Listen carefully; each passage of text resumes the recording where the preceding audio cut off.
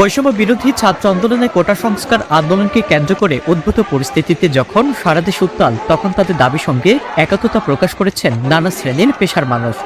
এই আন্দোলনে আহত নিহতের প্রতিবাদ এবং বিচারের দাবিতে শিক্ষার্থীদের পক্ষে এবার মাঠে নামার ঘোষণা দিলেন সঙ্গীত শিল্পীরা।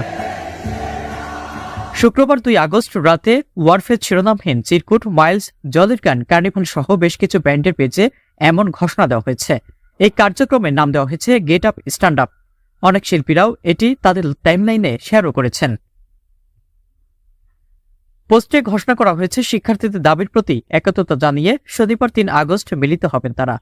এদিন বিকেল 3টায় রাজধানীর ধানমন্ডিতে রবীন্দ্র সরোবরে শিক্ষার্থীদের সঙ্গে গানে গানে সংহতি প্রকাশ করবেন শিল্পীরা। গেট আপ স্ট্যান্ড আপ নামক আয়োজনে যারা ঢাকার বাইরে আছেন তারাও নিজ নিজ জেলার উপযুক্ত স্থানে দাঁড়িয়ে সংহতি প্রকাশ করবেন, এমনটি দাবি করেছেন শিল্পীরাও।